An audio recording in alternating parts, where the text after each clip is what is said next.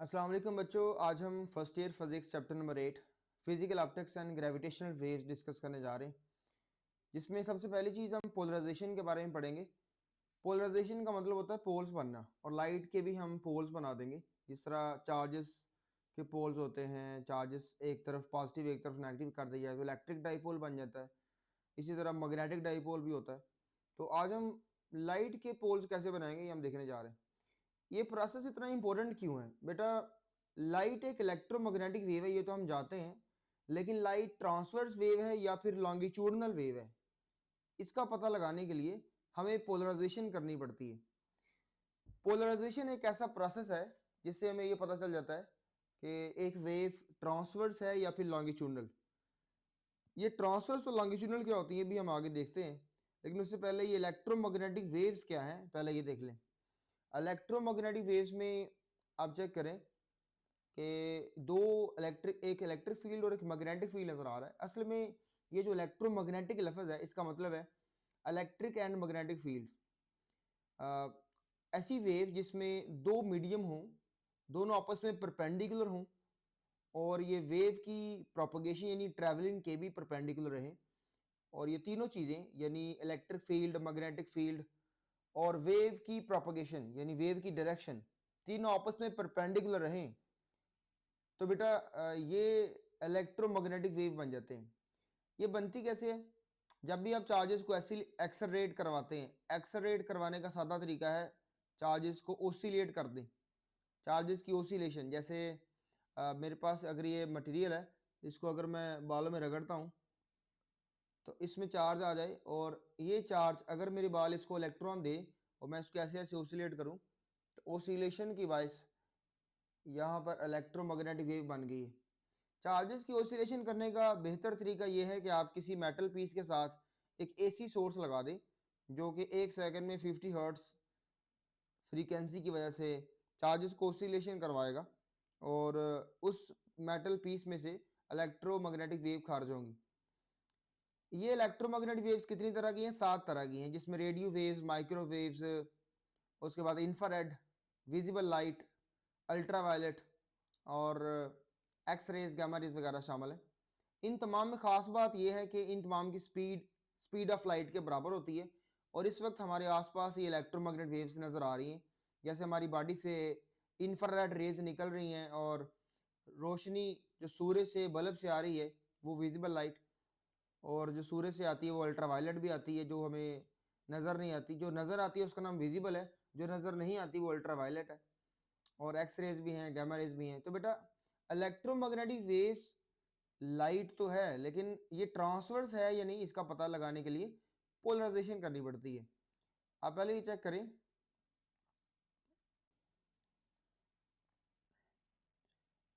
तो बेटा यहाँ पे आपको इलेक्ट्रोमैग्नेटिक वेव नज़र आ रही है जिसमें इलेक्ट्रिक फील्ड और मैग्नेटिक फील्ड दोनों परपेंडिकुलर है। ये लाइट इलेक्ट्रोमैग्नेटिक वेव होती है जो कि मीडियम की ज़रूरत नहीं रहती जिसको, और ये स्पेस से यानी सूर्य से ज़मीन तक बगैर किसी मीडियम के आ जाती। और हर वो वेव जो मीडियम के बगैर ट्रैवल कर सकती है, क्योंकि इसके पास अपने दो मीडियम है, एक इलेक्ट्रिक फील्ड और एक मैग्नेटिक फील्ड, इसलिए इसे किसी और मीडियम की ज़रूरत नहीं रहती। उस वेव को इलेक्ट्रोमैग्नेटिक वेव कहते हैं बेटा। अब इसमें चेक करें कि दोनों फील्ड्स इलेक्ट्रिक और मैग्नेटिक फील्ड बिल्कुल परपेंडिकुलर ओसिलेट कर रहे हैं। ये एक दूसरे को जनरेट करते हैं। इलेक्ट्रिक फील्ड की ओसिलेशन से मैग्नेटिक फील्ड जनरेट होता है, मैग्नेटिक फील्ड की ओसिलेशन से इलेक्ट्रिक फील्ड जनरेट होता है।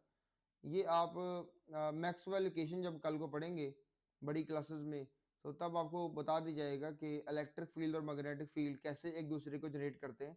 एक और कंसेप्ट होता है डिस्प्लेसमेंट करंट के नाम से, और डिस्प्लेसमेंट करंट आपके सिलेबस में नहीं है, पाकिस्तानी सिलेबस में। अगर आप इंटरेस्टेड हैं तो डिस्प्लेसमेंट करंट लिख के आप कोई वीडियो देख सकते हैं, उसमें आपको बता दी जाएगा कि किस तरह से इलेक्ट्रोमैग्नेटिक वेव पैदा की जाती है डिस्प्लेसमेंट करंट के थ्रू। नेक्स्ट है जी लॉन्गिट्यूडनल और ट्रांसवर्स वेव में क्या फ़र्क होता है। बेटा फ़र्क आपको यहाँ पे नज़र आ रहा होगा, ये डायग्राम चेक करें। इस डायग्राम में बेटा आपको इस जगह पे वेव्स थोड़ी सी खुली नज़र आ रही हैं, इस जगह पे तंग नज़र आ रही हैं। इस जगह पे वेव्स तंग होने की वजह से इसको हम कंप्रेशन कहते हैं, और इस जगह को हम रेयरफैक्शन कहते हैं। और इसमें एक चीज़ नोट करें कि पार्टिकल्स हैं वो बेटा अलोंग द वेव मूव करते हैं। अलोंग द वेव का मतलब होता है कि या तो पैरेलल मूव करते हैं या फिर एंटी पैरेलल, यानी अगर वेव इधर को जा रही है तो पार्टिकल्स भी उसके अलोंग उस लाइन के ऊपर ही रहें, या पैरेलल है या एंटी पैरेलल। जबकि इस वेव में चेक करें, इसमें पार्टिकल्स की मोशन जो है वो परपेंडिकुलर रहती है वेव की डायरेक्शन की। ये वेव है और बेटा वेव की जो मोशन है वो अगर लॉन्ग द राइट साइड है तो पार्टिकल्स जो इस वेव के हैं, जो इस मीडियम के अंदर मौजूद है, वो बेटा बिल्कुल परपेंडिकुलर है। तो ये डेफिनेशन पढ़ लें आप। तो ये डेफिनेशन लॉन्गिट्यूडनल वेव की और ये ट्रांसवर्स वेव की। मैं ये क्यों पढ़ा रहा हूँ, क्योंकि पोलराइजेशन करते ही हम इसलिए हैं ताकि वेव का पता लगा सकें कि ट्रांसवर्स है या लॉन्गिट्यूडनल है। क्योंकि जो लॉन्गिट्यूडनल वेव होती है उसकी पोलराइजेशन होती नहीं है, सिर्फ और सिर्फ इस ट्रांसवर्स वेव की पोलराइजेशन होती है। ठीक है बच्चों, सिर्फ और सिर्फ ट्रांसवर्स वेव ही पोलराइज हो सकती हैं। क्योंकि आगे आपको जब प्रोसेस पढ़ाऊंगा पोलराइजेशन का तो ये क्लियर हो जाएगा कि वो वेव्स जिनमें पार्टिकल्स परपेंडिकुलर सिट कर रहे हैं उन्हीं को पोल्स में कन्वर्ट किया जा सकता है, उन्हीं की प्लेन ऑफ पोलराइजेशन बनाई जा सकती है। ठीक है बच्चों, आगे देखें। इसमें आपको बताया जा रहा है कि लाइट लॉन्गिट्यूडनल है या ट्रांसवर्स, इसका फैसला पोलराइजेशन ने करना है। This can be proved by a phenomena called polarisation. So इससे हमें इस आर्टिकल की अहमियत का भी अंदाज़ा होता है कि बेटा जब भी हम किसी वेव को साबित करना चाहें कि वो ट्रांसवर्स है या लॉन्गिट्यूडनल, तो हम उसकी पहले पोलराइजेशन करवाएंगे। ठीक है, तो जब उसके पोल्स बन जाएं, वो कैसे बनाने हैं जी, उसके लिए हमारे पास कुछ ख़ास मटेरियल्स होते हैं जिनमें ऐसे एटम्स अरेंज होते हैं कि उनके दरमियान स्पेसिंग होने की वजह से लाइट जो कि बहुत सारी वाइब्रेशंस रखती है, बहुत सारी वाइब्रेशन से मुराद इलेक्ट्रिक और मैग्नेटिक फील्ड वाइब्रेशंस जो हर तरफ फैली होती हैं, जो कि बेटा एक बल्ब से आने वाली रोशनी में हर तरफ चारों तरफ वाइब्रेशंस होते हैं। जैसे यहाँ पे आपको मैं वाइब्रेशन दिखा दूँ, आगे वैसे इस पर बात की है मैंने, आगे स्लाइड्स हैं अनपोलराइज लाइट के ऊपर, लेकिन आप पहले सुन लें कि अगर लाइट बल्ब से निकलती है तो वो किस तरह वाइब्रेट कर सकती है। उसके अंदर प्लेन्स ऑफ वाइब्रेशन बहुत सारी होती हैं, एक इधर को, एक इधर को, ऊपर को, नीचे को, इस तरफ, और ये बहुत सारी प्लेन्स ऑफ वाइब्रेशन हैं। यानी इलेक्ट्रिक और मैग्नेटिक फील्ड्स बहुत सारे हैं जो एक दूसरे के परपेंडिकुलर हैं, और इस तरह से बहुत सारी प्लेन्स हैं इसके अंदर, और इस बहुत सारी प्लेन्स होने की वजह से ये लाइट अनपोलराइज्ड कहलाती है। अनपोलराइज्ड क्योंकि अगर इसमें हम बाकी तमाम प्लेन्स को अब्जॉर्ब करवा लें, जज़ब करवा लें, और सिर्फ एक प्लेन रखें तो फिर ये पोलराइज्ड लाइट बनेगी। जैसे अगर यहाँ पॉजिटिव है, यहाँ नेगेटिव है, positive negative positive negative positive negative, और हम इसको इस तरह सेपरेट कर दें कि एक तरफ पॉजिटिव और एक तरफ नेगेटिव कर दें, तो हम इसको कहते हैं इलेक्ट्रिक डाइपोल। ये वाला पॉजिटिव चार्ज बन जाता है, ये वाला नेगेटिव चार्ज, तो हम इसको कहते हैं इलेक्ट्रिक डाइपोल। इसमें पोल्स बन जाते हैं, एक पोल ये बन गया, एक पोल ये बन गया। इसी तरह इसमें सारी प्लेन्स मिक्स थी, ये सारी प्लेन्स 1 2 3 4 5 6 जितनी भी हैं, तो ये अनपोलराइज लाइट थी। और जब इसको एक खास मटेरियल के अंदर से गुजारा जाता है जिसका नाम है पोलराइजर, ये आगे हम पढ़ेंगे इसके बारे में कि पोलराइजर क्या करता है और क्यों है ऐसा, ये इसमें ऐसा क्या लगा हुआ है। तो पोलराइजर से जब ये लाइट गुजरती है, यानी अनपोलराइज लाइट जो कि आम सूरज से आने वाली रोशनी है, बल्ब से आने वाली रोशनी है, जब ये गुजरती है तो बेटा इस मटेरियल के अंदर से सिर्फ और सिर्फ एक ही प्लेन बाहर आ सकती है, क्योंकि इस मटेरियल के अंदर एटम्स की जो अरेंजमेंट है, इलेक्ट्रॉन्स की जो अरेंजमेंट है, पार्टिकल्स की जो अरेंजमेंट है वो कुछ इस तरह से है। ये हर मटेरियल नहीं होता, ये कुछ खास मटेरियल्स हैं जो आगे आपको एग्जांपल्स मिल जाएंगी। इन खास मटेरियल्स में अरेंजमेंट इस तरह की होती है कि इनमें एक्सेस बने होते हैं जिन्हें कहते हैं क्रिस्टोग्राफिक एक्सेस, या तो क्रिस्टलोग्राफिक एक्सेस कहते हैं या फिर इन्हें पास एक्सेस कहते हैं। इन लाइनों को क्या कहते हैं? पास एक्सेस। ये पास एक्सेस भी कहलाते हैं। इनके अंदर से सिर्फ और सिर्फ एक ही प्लेन बाहर आ सकती है, यानी एक ही वाइब्रेशन बाहर आ सकती है, बाकी तमाम जज़ब हो जाती हैं। और इसकी मिसाल मैं आगे तुम लोगों को रस्सी से भी देता हूँ, फिर उसके बाद इंशाल्लाह क्लियर हो जाएगा।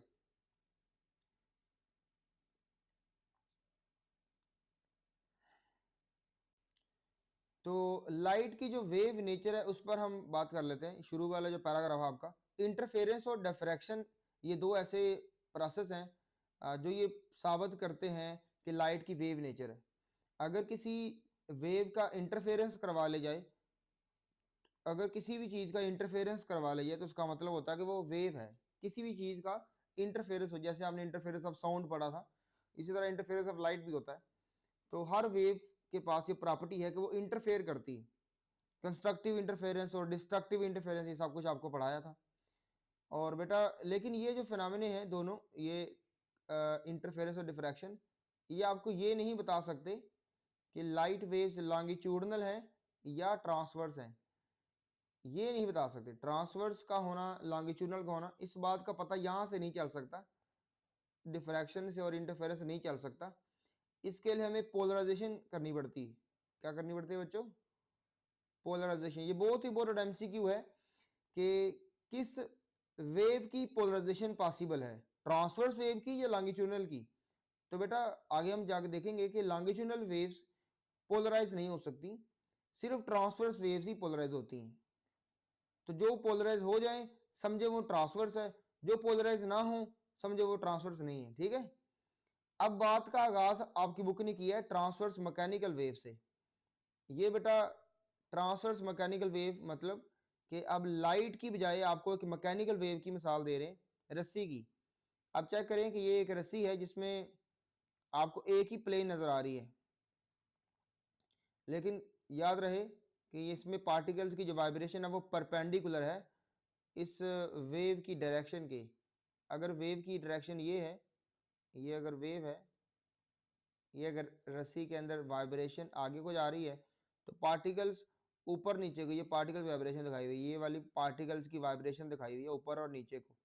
तो ये परपेंडिकुलर होने की वजह से ये ट्रांसवर्स वेव है, लेकिन ये रस्सी होने की वजह से ये ट्रांसवर्स मैकेनिकल वेव बनेगी, ट्रांसवर्स मैकेनिकल वेव। ठीक है। इसी तरह से आप इस रस्सी को इस तरफ भी ऐसे वाइब्रेट करवा सकते हैं, और अगर ऐसे वाइब्रेट करवाते हैं तो फिर पार्टिकल्स इस तरफ और इस तरफ वाइब्रेट कर रहे होंगे, लेकिन वेव आपकी अभी भी आगे को जा रही होगी।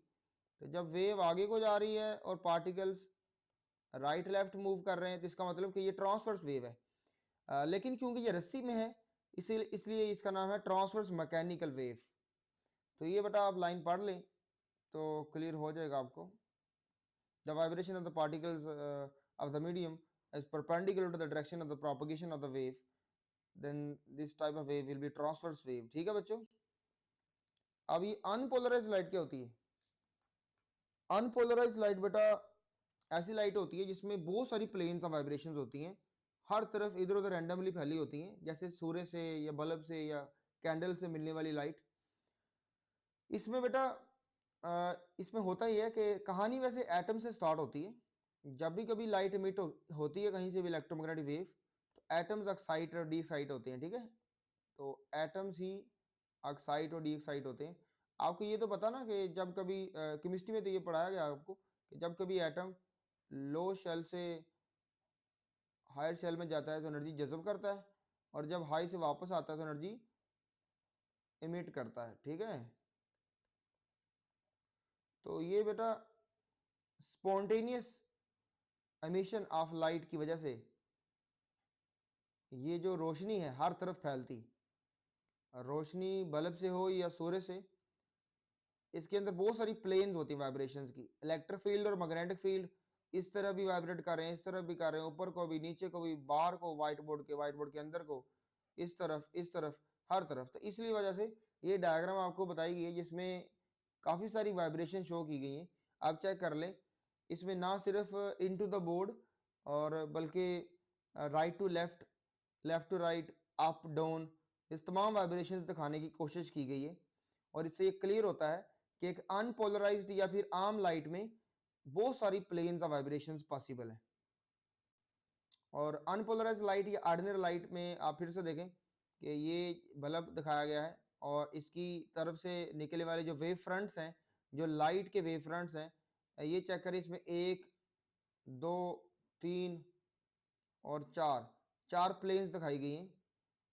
ये बेटा चारों प्लेन ऑफ वाइब्रेशंस इलेक्ट्रिक और मैग्नेटिक फील्ड्स की हैं। वैसे ज़्यादातर वैसे इलेक्ट्रिक फील्ड को दिखाया जाता है आसानी के लिए, थ्योरी को आसान बनाने के लिए। सिर्फ एक ही जो मटेरियल है, क्या कहते हैं, फील्ड है, यानी इलेक्ट्रिक फील्ड, उसको ही ड्रा किया जाता है।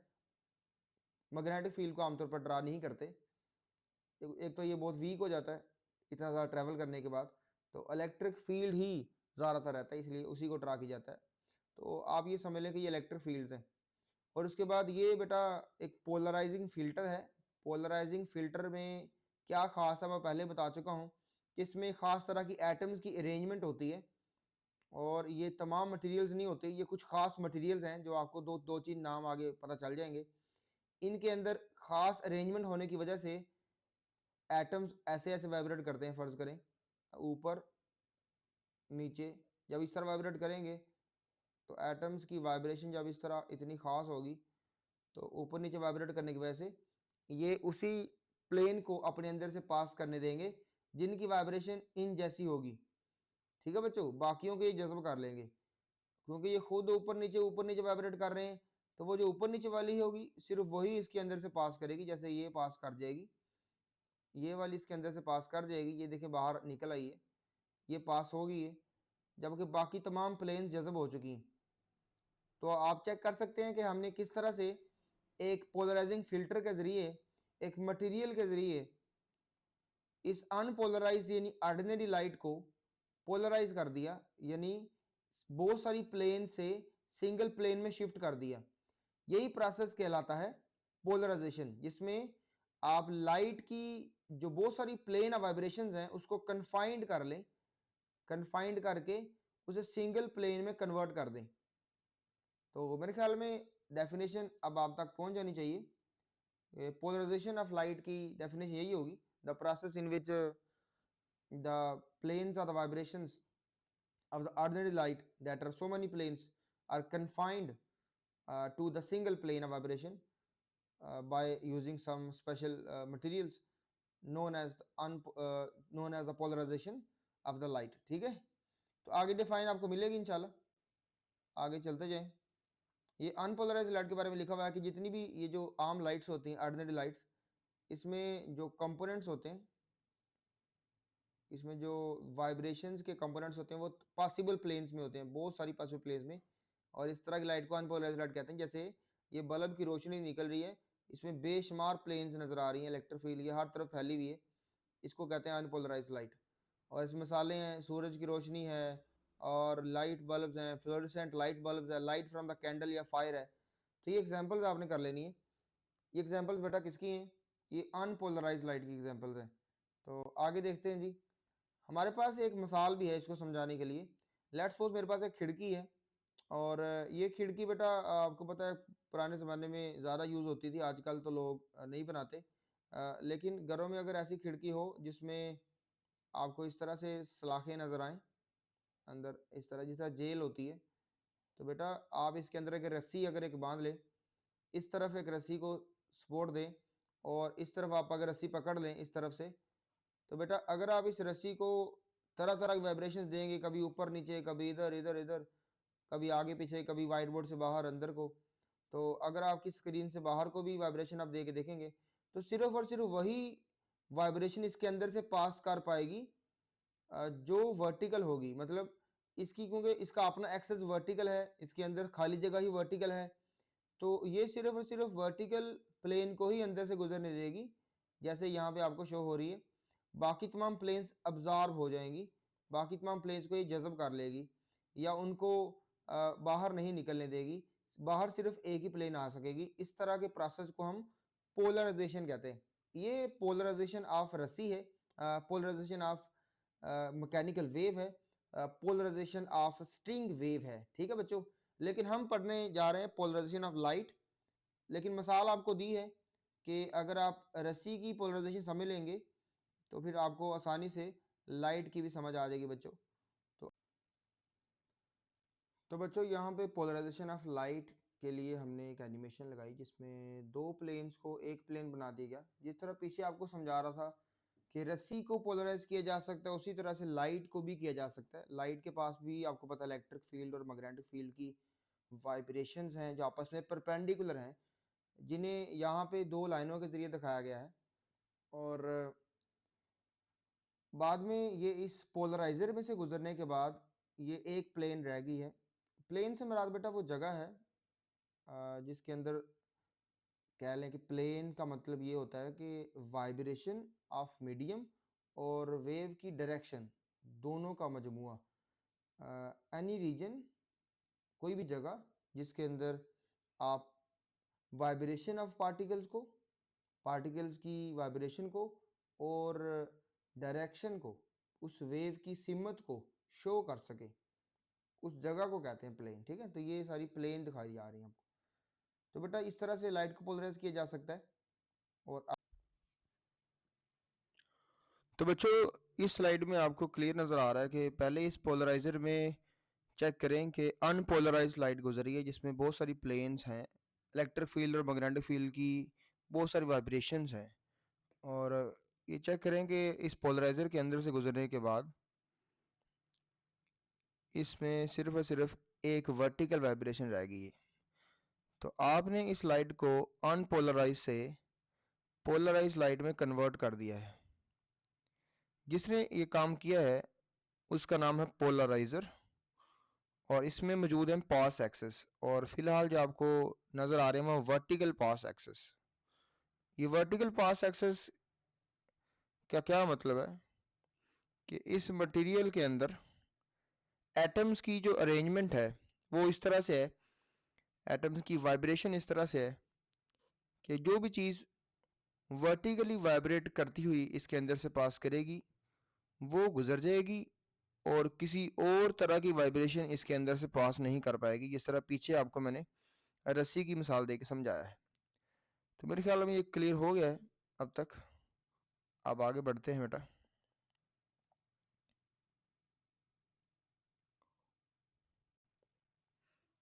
इसमें आप चेक कर सकते हैं कि पोलराइज लाइट और पोलराइजेशन के बारे में लिखा हुआ है कि it is if the vibrations are confined only in one plane then light is said to be polarised. अगर आप लाइट को पोलराइज करना चाहते हैं तो बेटा इसके लिए आपने तमाम जो वाइब्रेशंस हैं उन्हें महदूद करके, कन्फाइंड करके एक प्लेन में लेकर आना है। जैसे इसमें भी, इस डायग्राम में भी आपको नज़र आ रहा होगा कि बेटा हमने लाइट बीम को इस्तेमाल किया जो कि अनपोलराइज लाइट थी और इसको हमने पोलराइज कर दिया। और इसमें भी जिस एक्सेस को इस्तेमाल किया गया वो वर्टिकल पास एक्सेस है। इसका नाम क्रिस्टलोग्राफिक एक्सेस भी है और इसका एक और नाम है पास एक्सेस, क्रिस्टलोग्राफिक एक्सेस या पास एक्सेस। और ये दरअसल हकीकत में कोई एक्सेस या कोई स्पेस नहीं होता, ये एटम्स की वाइब्रेशन है कुछ खास मटेरियल्स में, जिनकी वजह से उसी तरह की वाइब्रेशन अगर पीछे से आ रही हो तो ये एटम्स उनके साथ सिंक्रोनाइज होकर उनको आगे पास करवा देते हैं, बाकी वाइब्रेशंस को जज्ब कर लेते हैं। और देखें यहाँ पे क्या लिखा हुआ आपकी बुक की लाइन है, polarisation is the process by which the electric and magnetic vibrations of light waves are restricted. ये ऐसा अमल है जिसमें इलेक्ट्रिक और मैग्नेटिक वाइब्रेशंस लाइट वेव्स की उन्हें रिस्ट्रिक्ट किया जाता है, उन्हें मजबूर किया जाता है, उन्हें कह लें कि जानबूझ के हम सिंगल प्लेन में कन्वर्ट करवा देते हैं एक उसका इस्तेमाल करके, पोलराइजर का इस्तेमाल करके। अगर आप ऐसा बंदोबस्त कर लें कि लाइट वेव्स की जो इलेक्ट्रिक और मैग्नेटिक वाइब्रेशंस हैं जो हर तरफ फैली होती हैं, जो परपेंडिकुलर होती हैं, अगर उनको आप सिंगल वाइब्रेशन में, सिंगल प्लेन में कन्वर्ट कर लें तो समझे आपने पोलराइजेशन करवा ली। और ये सिर्फ और सिर्फ ट्रांसवर्स वेव की ही पॉसिबल है। क्योंकि आप खुद सोचें कि अगर ये लाइट लॉन्गिट्यूडनल वेव होती तो ये ऐसे जिधर को वेव जा रही होती उधर कोई पार्टिकल्स मूव कर रहे होते, उधर कोई पार्टिकल्स वाइब्रेट भी कर रहे होते। तो बेटा आप फिर जो सा मर्जी एक्सेस रख लेते, भले ही इस तरह हॉरिजॉन्टल एक्सेस रख लेते या फिर इस तरह से वर्टिकल एक्सेस कर लेते, हर तरह के एक्सेस में लॉन्गिट्यूडनल वेव पास कर जाती है। क्यों? क्योंकि बेटा जब लॉन्गिट्यूडनल वेव इसमें से गुजरती है तो ये चेक करें, इसमें स्पेस बची हुई है लॉन्गिट्यूडनल वेव्स में, क्योंकि कौन से पार्टिकल्स ने परपेंडिकुलर मूव करना होता है, वो जिधर को वेव जा रही है उसी की तरफ पार्टिकल्स की मोशन होती है ना लॉन्गिट्यूडनल वेव में, तो वो हर तरह के एक्सेस में से पास कर जाती है। अगर एक्सेस वर्टिकल है तब भी पास कर गई, ये देखें यहां से निकल जाएगी। क्यों? क्योंकि उसने बेटा जिधर को वेव जा रही है पार्टिकल्स ने उधर को वाइब्रेट करना है, जबकि ट्रांसवर्स में ऐसा नहीं होता। ट्रांसवर्स, इसीलिए मैं आपको शुरू में ट्रांसवर्स और लॉन्गिट्यूडनल के बारे में बता रहा था कि ट्रांसवर्स वेव में बच्चे पार्टिकल्स की वाइब्रेशन और वेव की डायरेक्शन दोनों परपेंडिकुलर होती हैं। अगर फर्ज करें ये हॉरिजॉन्टल एक्सिस में से इसमें से हम एक वेव पास करना चाहें जिसमें पार्टिकल जैसे ऊपर नीचे वाइब्रेट कर रहे हों और वेव आपकी तरफ यानी इस स्क्रीन से बाहर को आ रही हो, तो वो बेटा अंदर जज्ब हो जाएगी, इन हॉरिजॉन्टल एक्सिस के अंदर से पास नहीं कर पाएगी, वो सिर्फ और सिर्फ इस वर्टिकल एक्सिस में से ही पास कर पाएगी। ठीक है, इस तरह से जिस तरह भी आपको दिखाई दे रही, हॉरिजॉन्टल एक्सिस के अंदर से सिर्फ और सिर्फ वो वाली पास करेगी जिसमें वाइब्रेशन ऐसे हॉरिजॉन्टल है ऐसे। तो मेरे ख्याल में क्लियर हो गया होगा, इससे ये पता चल जाना चाहिए अब कि सिर्फ और सिर्फ ट्रांसवर्स वेव को ही पोलराइज किया जा सकता है, लॉन्गिट्यूडनल वेव को नहीं। इट इज द प्रॉपर्टी जो सिर्फ और सिर्फ ट्रांसवर्स वेव के पास होती है, जैसे लाइट वेव्स। और आज के बाद याद रखना, लाइट वेव एक ट्रांसवर्स वेव है, ये इलेक्ट्रोमैग्नेटिक भी है, ये लाइट वेव ट्रांसवर्स भी है। It does not occur for longitudinal waves, ये लॉन्गिट्यूडनल वेव्स के लिए प्रोसेस नहीं होता जैसे कि साउंड वेव। ठीक है बच्चों, आगे चलते हैं। इसमें भी आपको तरीके बताए हुए अनपोलराइज्ड और पोलराइज्ड लाइट को रिप्रेजेंट करने के, जैसे कि यहाँ पे अनपोलराइज्ड को रिप्रेजेंट किया हुआ है, चेक करें कैसे। इसमें बेटा हर तरफ आपको लाइट नजर आ रही है, हर तरफ रोशनी फैलती हुई नजर आ रही है। ये दरअसल इनकी कह लें कि प्लेन्स ऑफ वाइब्रेशंस हैं, 1 2 3 इस तरह से ये सारी। और ये अनपोलराइज्ड लाइट कहाँ से आती है? ये आम बल्ब से, सूरज से, कैंडल से। ऑर्डिनरी लाइट जो होती है वो अनपोलराइज होती है, और अनपोलराइज लाइट को जाहिर करने के ये सारे तरीके हैं, 1 2 3।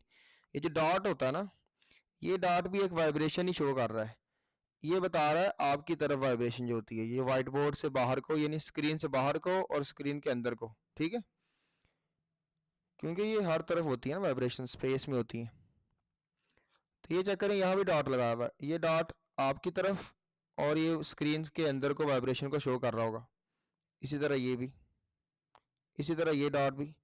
तो आप इस तरह से अगर डायग्राम में अंदर और बाहर लाइनें नहीं लगाना चाहते तो आप डॉट्स भी लगा सकते हैं। अब बेटा पोलराइज लाइट को कैसे शो करना है? पोलराइज लाइट में आपने सिर्फ एक ही प्लेन शो करनी होती है, तो ये निशानी याद रखें, पोलराइज लाइट की एक ही प्लेन होती है। एक ही प्लेन से मुराद ये है कि इसमें हर तरफ आपने लाइनें नहीं लगा देनी, या तो एक लाइन लगानी है, अगर लाइन नहीं लगाना चाहते तो फिर आप डॉट लगा सकते हैं, जैसे यहाँ पे देखें डॉट लगाए हुए हैं। इस डॉट से क्या मुराद है? ये वाली जो लाइन है ये बस वेव की डायरेक्शन को शो कर रही है, ये जो आगे एरो लगा हुआ है ये डायरेक्शन ऑफ वेव, वेव की सिमत। जबकि ये जो डॉट है ये बता रहा है इलेक्ट्रिक फील्ड की वाइब्रेशन, जैसे इधर को और अंदर को, इधर को और अंदर को, यानी ये आपकी तरफ है। सिर्फ और सिर्फ एक ही प्लेन है, इसमें एक ही प्लेन ऑफ वाइब्रेशन है, वो या तो इलेक्ट्रिक फील्ड है या फिर मैग्नेटिक फील्ड है। अगर दो होंगी, इलेक्ट्रिक फील्ड भी होगा मैग्नेटिक फील्ड भी होगा, फिर ये बेटा पोलराइज्ड वेव नहीं होगी, फिर ये अनपोलराइज्ड होगी। तो यहाँ बेटा आपको क्लियर हो जाना चाहिए कि क्या होती है अनपोलराइज्ड और पोलराइज्ड लाइट। यहाँ पे दोबारा देखें कि पोलराइज्ड वेव के बारे में अब आपकी बुक क्या कहती है। Transverse mechanical wave is said to be polarised. एक ट्रांसवर्स मैकेनिकल वेव से मुराद ये रस्सी जो है इसी की बात कर रहे हैं। ये उस वक्त पोलराइज्ड होगी इफ वाइब्रेशंस आर कन्फाइंड, अगर ये तमाम वाइब्रेशंस कन्फाइंड होकर रह जाएं, महदूद हो जाएं सिर्फ एक ही डायरेक्शन में, या तो वर्टिकल हो जाएं या हॉरिजॉन्टल हो जाएं या किसी और तरफ हो जाए लेकिन एक ही डायरेक्शन में हो। जैसे ये रस्सी, ये चेक करें, ये एक ही डायरेक्शन में वाइब्रेट कर रही है वर्टिकल, तो इसको लेकर पोलराइज्ड इन वर्टिकल प्लेन। ये पोलराइज हुई है किसमें? वर्टिकल प्लेन में। चलो मैं रेड कलर से बताता हूँ, ये पोलराइज्ड है इन वर्टिकल प्लेन। और आगे देखें, इस रस्सी को देखें, ये ऐसे ही समझ लो कि आपने एक रस्सी को हाथ में पकड़ा और दूसरी तरफ उसे एक्सपोर्ट दी, बांधा कहीं से, और फिर आपने उसको लेफ्ट और राइट यानी आगे पीछे ऊपर नीचे नहीं, ऐसे लेफ्ट राइट उसे डिस्प्लेस किया या उसे कह लें कि वाइब्रेट किया, तो उसमें जो वेव पैदा होगी वो इस तरह से होगी कि इसमें पार्टिकल्स कभी इस तरफ और कभी इस तरफ जाएंगे और ये वेव की डायरेक्शन के बिल्कुल परपेंडिकुलर हैं। पहले भी परपेंडिकुलर थे, पहले ज़रा वेव अगर अंदर को जा रही है तो पार्टिकल ऊपर और नीचे वाइब्रेट कर रहे थे, तब भी इनके दरमियान एंगल 90 था। अब ज़रा ये है कि वेव अगर अंदर को ही जा रही है तो पार्टिकल्स इस तरफ और इस तरफ वाइब्रेट कर रहे हैं, अब भी इनके दरमियान एंगल 90 डिग्री ही है। और जब भी वेव की डायरेक्शन और पार्टिकल्स की वाइब्रेशन के दरमियान एंगल 90 डिग्री हो, तब समझ जाएंगे वेव ट्रांसवर्स है।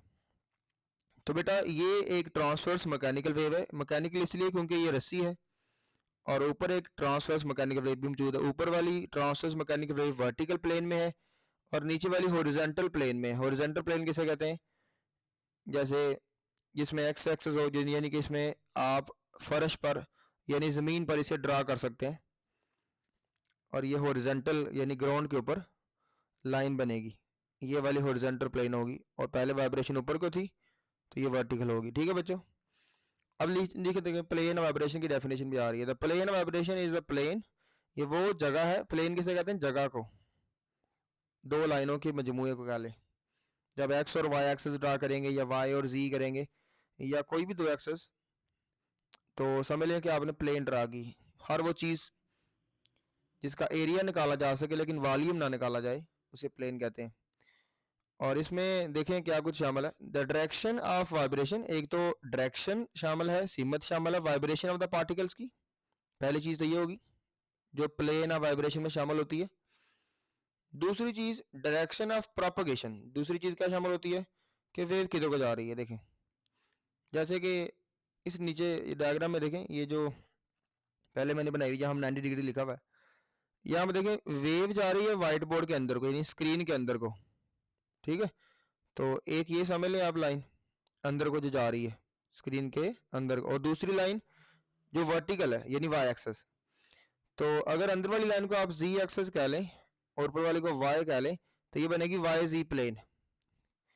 इसमें वाई एक्सेस जो है वो शो कर रहा है direction of vibration of the particles of the medium, और बेटा जो जी एक्सेस है जो कि इनटू द स्क्रीन है ये शो कर रहा है direction of propagation of the wave. इसी तरह नीचे वाले डायग्राम में आ जाए, और इस डायग्राम में अगर ये जो लाइनें लगी हुई हैं ये वाली, अगर ये मान लें कि एक्स एक्सेस है और ये नेगेटिव एक्स एक्सेस हो गया, और ये जो अंदर को वेव जा रही है ये मान लें जी एक्सेस ही है, तो फिर इस प्लेन का नाम होगा एक्स जी प्लेन या जी एक्स प्लेन। तो यहाँ तक आपको प्लेन का पता होना चाहिए कि प्लेन से क्या मुराद है, प्लेन ऑफ वाइब्रेशन या प्लेन ऑफ पोलराइजेशन से क्या मुराद है। ठीक है, प्लेन ऑफ पोलराइजेशन से मुराद ये है कि ऐसी जगह, ऐसा रीजन जिसमें दो चीज़ें हों, एक मीडियम के पार्टिकल्स की वाइब्रेशन की सिमत और दूसरी direction of propagation of the wave. अब लाइट वेव के बारे में देखें जी। लाइट वेव प्रोड्यूस होती है by the oscillating charge particles, और इसमें शामिल है एक तो periodic variation of electric field, एक इलेक्ट्रिक फील्ड वाइब्रेट कर रहा होता है और उसके साथ साथ चल रहा होता है, बिल्कुल साथ साथ जो इलेक्ट्रिक फील्ड की वाइब्रेशन से ही बनता है वो होता है मैग्नेटिक फील्ड वेक्टर। यानी एक होता है इलेक्ट्रिक फील्ड, एक होता है मैग्नेटिक फील्ड, और दोनों आपस में क्या होते हैं? परपेंडिकुलर। ये मैं आपको पहली स्लाइड में भी बता चुका हूँ, तो बहुत डिस्कशन हो गई। अब ये चेक कर लें। अब ये प्लेन में देखें जी, यहाँ पे भी यही चीज़ समझाई गई है आपको ऊपर वाले डायग्राम में ये प्लेन ऑफ वाइब्रेशन ड्रा करके बताएगी कि ये जगह है, ये देखें ये जगह है जिसमें दो चीज़ें हैं। कौन कौन सी चीज़ है इसमें, इस जगह में? एक तो इसमें जो पार्टिकल्स की वाइब्रेशन है वो शामिल है, और दूसरा वेव आगे जा रही थी तो वेव इधर को जा रही थी, वो भी शामिल है इसमें, ठीक है। और पार्टिकल की वाइब्रेशन शामिल है। तो ये दोनों चीज़ों, दोनों लाइनों को मिलाएं तो क्या बनती है? Plane of polarisation, plane of polarisation, ये जो जगह है, ठीक है। आगे देखें जी।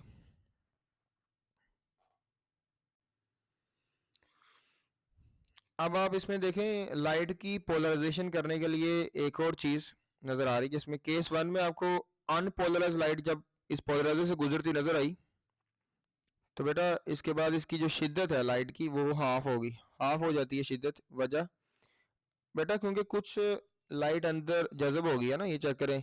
इसमें दो तरह की प्लेन्स थी, और फ़र्ज़ करें 50% लाइट जो थी वो इलेक्ट्रिक फील्ड वाली प्लेन के पास, समझ लें इलेक्ट्रिक फील्ड की वाइब्रेशन के पास थी, और 50% लाइट जो थी वो मैग्नेटिक फील्ड के पास थी।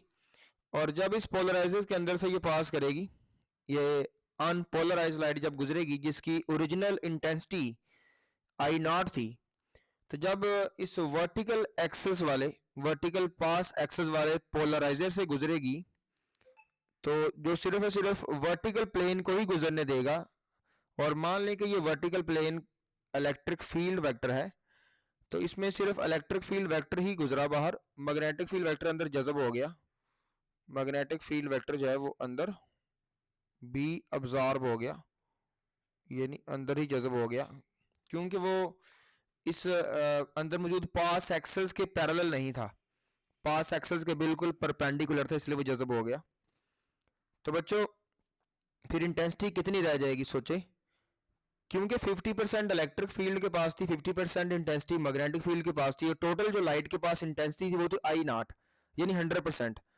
तो फिर सोचे कितना रह गया, एक इलेक्ट्रिक फील्ड ही आपके पास आई है, तो फिर इलेक्ट्रिक फील्ड आई है तो इसका मतलब कि मैग्नेटिक फील्ड वाली 50% अंदर जज़ब हो गई है, तो यहाँ से फिर आपको सिर्फ 50% इंटेंसिटी मिलेगी।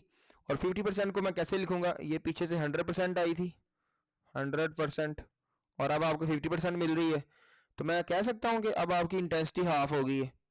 तो ये इंटेंसिटी बेटा आपकी अब 50% रहेगी। ये आपको समझाने की कोशिश की गई है कि अगर आपकी लाइट जो है वो पोलराइज हो जाती है तो उसकी इंटेंसिटी भी कम हो जाती है। और जब भी कभी आप पोलराइज करते हैं पहली दफ़ा एक प्लेन, अगर आप ऑब्जर्व करवाते हैं दो में से, तो इसका मतलब कि आपकी इंटेंसिटी हाफ रह जाती है, ठीक है, लाइट के केस में। आप ये ना सोचें कि लाइट में सिर्फ दो ही होते हैं, ये इलेक्ट्रिक फील्ड और मैग्नेटिक फील्ड दो दिखाए जाते हैं, लेकिन जितने भी होंगे यहाँ पे, अगर लाखों करोड़ों भी होंगे, आपस में होंगे भी परपेंडिकुलर, और उन सब के जो वर्टिकल कंपोनेंट्स होंगे, वर्टिकल सबके, इधर वाले का वर्टिकल कंपोनेंट भी होगा, इधर वाले का भी, इधर वाले का भी, इसका भी, इसका भी, सबके वर्टिकल कंपोनेंट जो होंगे सिर्फ वो पास करेंगे, ठीक है। और अगर टोटल फर्ज करें आपके पास 50,000 इलेक्ट्रिक फील्ड और 50,000 मैग्नेटिक फील्ड वेक्टर्स हैं, सारे परपेंडिकुलर, तो बेटा उनमें से जो वर्टिकल कंपोनेंट्स होंगे इलेक्ट्रिक फील्ड के भी और मैग्नेटिक फील्ड के भी, वो जब अंदर से पास करेंगे तो इसका मतलब यही है ना कि आप 50% पास करवा रहे हैं, क्योंकि सिर्फ और सिर्फ वर्टिकल कंपोनेंट्स पास करेंगे, हॉरिजॉन्टल तो जज़ब हो जाएंगे। तो इसमें तो टोटल 50% हॉरिजॉन्टल कंपोनेंट्स होंगे और टोटल 50% वर्टिकल कंपोनेंट्स होंगे।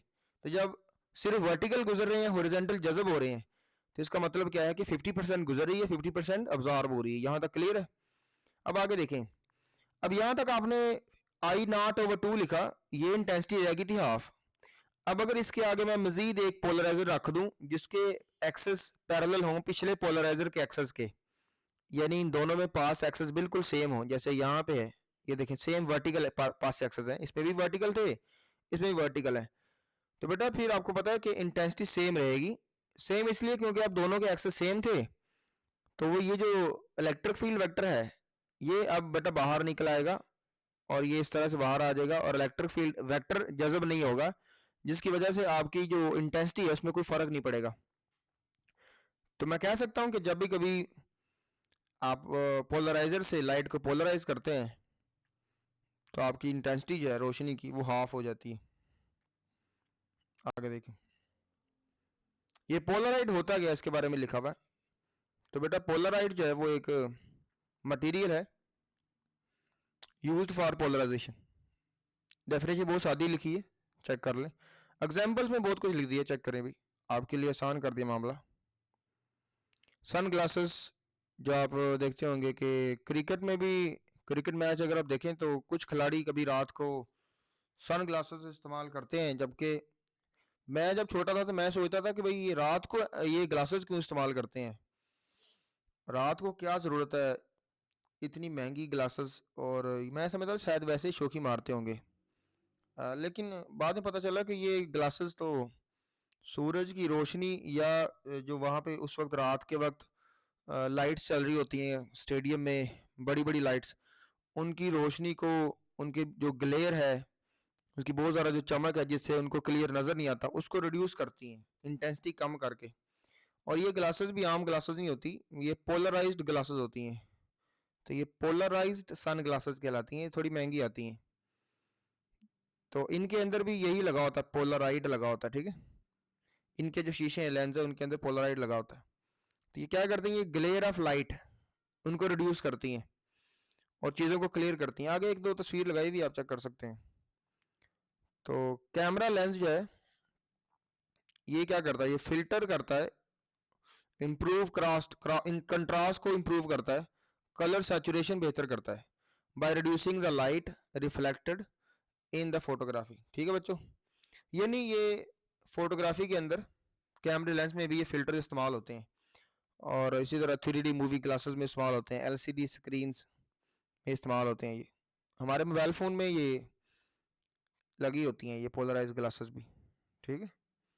ये मोबाइल फ़ोन की स्क्रीन में भी मौजूद है पोलराइड्स।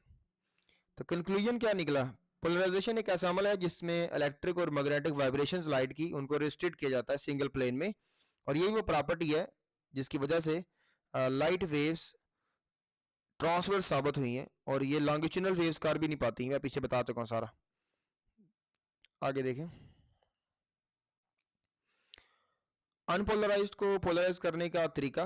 तो यहाँ पे देखें जी, अनपोलराइज को आप पोलराइज बना सकते हैं इन मेथड से।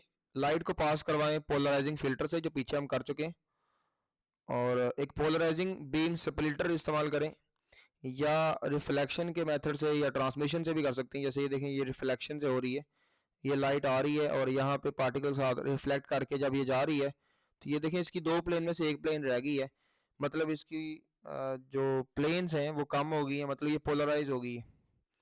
इसी तरह से आप बेटा कुछ खास ऑप्टिकल क्रिस्टल्स होते हैं जिनके नाम भी लिखे हुए हैं, और इन्हें आप इस्तेमाल करके भी पोलराइजेशन करवा सकते हैं, या अनपोलराइज्ड लाइट को पोलराइज बना सकते हैं, ठीक है। तो यहाँ पे कुछ पोलराइजर दिखा रहे हैं आपको, जैसे ये शीट्स दिखा रहे हैं, जैसे ये पोलराइजर दिखा रहे हैं। तो ये बेटा इनका नाम पोलराइड्स है, या फिर डाइकोरिक सब्सटेंसेस है इनका नाम। तो लाइट पास करनी है अगर आपने पोलराइजिंग फिल्टर से, तो पोलराइजेशन जब करवानी है पोलराइजिंग फिल्टर से, तो किस तरह करवानी है जी। ये डायग्राम आपकी बुक की है, जिसमें आपको बुक की सारी लाइनें समझाने के लिए डायग्राम लगाई गई। सबसे जो कॉमन मेथड होता है अनपोलराइज लाइट को पोलराइज करने का, वो है कि बाय पासिंग इट, कि आप इसे गुजारें, आप इसे पास करें थ्रू अ पोलराइजिंग फिल्टर, एक पोलराइजिंग फिल्टर से, जैसे कि पोलराइजिंग बीम स्प्लिटर है या पोलराइज शीट है। जब अनपोलराइज लाइट जो है वो इसमें से गुजरती है, पोलराइज फिल्टर से जब गुजरती है, तो सिर्फ और सिर्फ इलेक्ट्रिक फील्ड वेक्टर जो कि बिल्कुल पैरेलल होगा इस पोलराइजिंग फिल्टर के, वो इसमें से गुजरेगा, जबकि दूसरे तमाम वेक्टर्स हैं वो जज़ब हो जाएंगे, ब्लॉक हो जाएंगे। तो जो हासिल होने वाली लाइट है वो पोलराइज हो चुकी होगी, जैसे आपको यहाँ पे दिखाई दे रहा है। यहाँ पे देखें वो तमाम क्या नाम है प्लेन्स, वो तमाम वाइब्रेशंस जो इस वर्टिकल पास एक्सिस के पैरेलल नहीं थी, वो जज़ब हो जाएंगी, और सिर्फ ये वर्टिकल बचेगा, जिसकी वजह से हम ये कह सकते हैं अब इसके पास सिंगल प्लेन है। तो जब भी लाइट के पास सिंगल प्लेन हो तो उसे हम पोलराइज लाइट कहते हैं बच्चों। तो ये चेक करें, ये लाइन जो है ये डायरेक्शन ऑफ रे को शो कर रही है। डायरेक्शन ऑफ रे का मतलब ये है कि लाइट की डायरेक्शन को शो कर रही है, ठीक है। और ये मटेरियल क्या है, पोलराइज्ड फिल्टर है, और ये पीछे से अनपोलराइज्ड लाइट आ रही। तो ये सारा कुछ पीछे क्लियर हो चुका है। अब बार बार चीज़ें वही आ रही हैं, एक ही चीज़ को लेकर हम बार बार अब डिस्कस नहीं कर सकते। दस इन सिंपल वर्ड्स मैं ये कह सकता हूँ, the process of transforming the unpolarised light into the polarised light is said to be the polarisation. जब भी कभी आप अनपोलराइज्ड लाइट को पोलराइज्ड लाइट में कन्वर्ट करते हैं तो बेटा समझ लें कि आपने पोलराइजेशन करवा ली। तो बेटा ये चीज़ें आपने अब सारी पढ़ लेनी है, बहुत आसान हो गया अब सारा कुछ एक्सप्लेन